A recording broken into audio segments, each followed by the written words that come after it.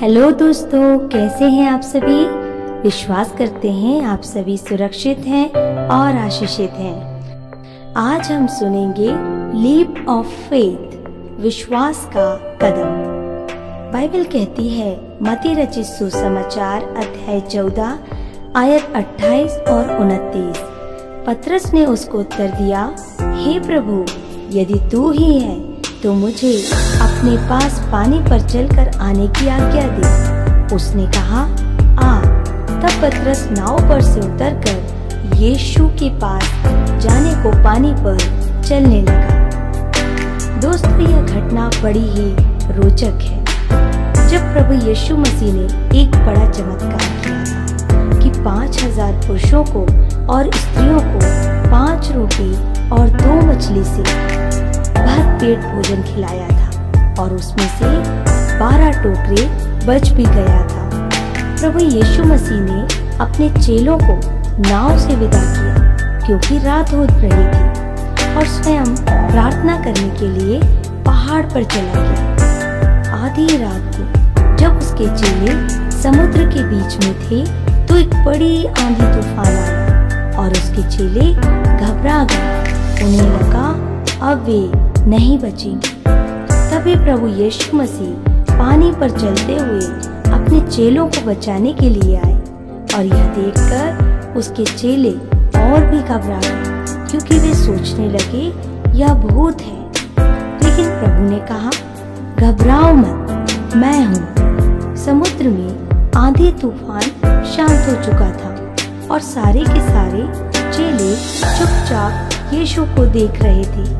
ऐसे समय में यीशु के 12 चेलों में से एक चेले ने, पतरस ने हिम्मत करके कहा, प्रभु, यदि आप हैं तो मुझे पानी पर चल कर आने के लिए आज्ञा दीजिए। प्रभु यीशु ने उसे मना नहीं किया बल्कि कहा, पतरस, नाव पर से उतरकर मेरे पास आ जा।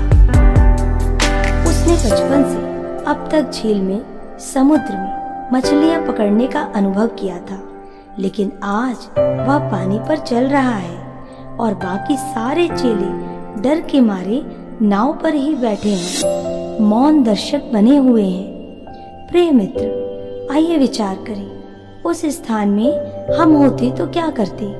क्या हम पतरस के समान नाव से उतरने का जोखिम लेकर पानी में चलने का अद्भुत अनुभव लेते या डर के मारे चुपचाप नाव में ही बैठे रहते। हम सबके पास एक ही जीवन है और किसी ने कहा है यह जीवन एक खेल है जिसमें कई लोग मैदान में उतरकर खेल का भरपूर आनंद लेते हैं और कई लोग जीवन भर किनारे बैठकर मैच को देखकर आनंद लेते हैं। वो जीवन में किसी भी प्रकार का कोई रिस्क नहीं लेना चाहते। यदि हम पतरस का जीवन देखें तो पाएंगे वो बहुत ही साधारण मछुआरा था। वह बात बात में गुस्सा हो जाता था। प्रभु यीशु मसीह जहाँ भी उसे लेकर गए वो वहाँ जाकर सो जाता था। एक बार उसने प्रभु यीशु मसीह को समझाना भी चाहा कि वो जो उपदेश दे रहे हैं वैसा नहीं दे, लेकिन इतनी कमजोरियों के बावजूद उसने पानी में चलने की इच्छा जताई और पानी में चला भी।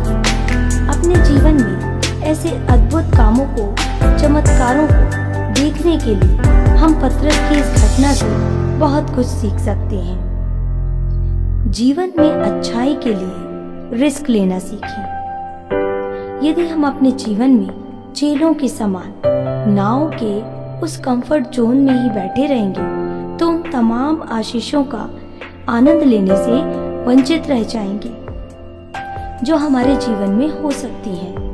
लाइफ में हर मोड़ में रिस्क है और जीवन में रिस्क ना लेना ही सबसे बड़ा रिस्क है।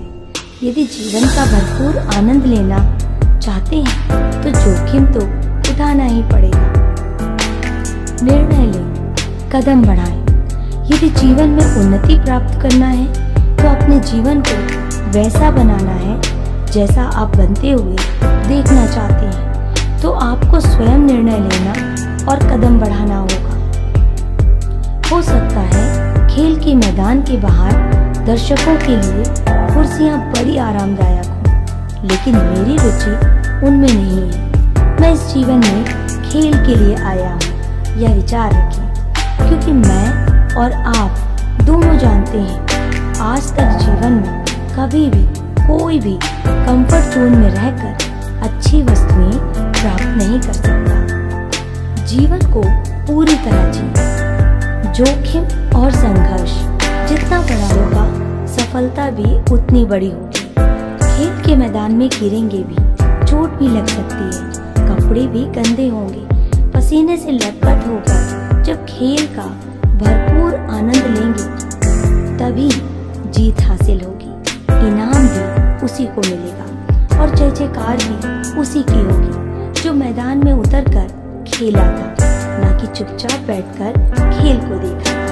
प्रिय दोस्तों, इफिसियों 2:10 के अनुसार हम सभी परमेश्वर के द्वारा बनाए गए मास्टरपीस हैं, मतलब सबसे बढ़िया रचना है, और उसने हमारे लिए पहले से कुछ बढ़िया भला काम करने के लिए रख छोड़ा है।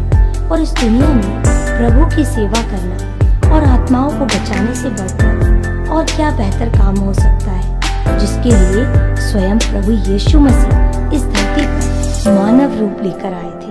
तो आइए उस भले काम को करने के लिए कंधे से कंधा मिलाएं और नरक जा रही आत्माओं को बचाएं। सुसमाचार पूरी दुनिया में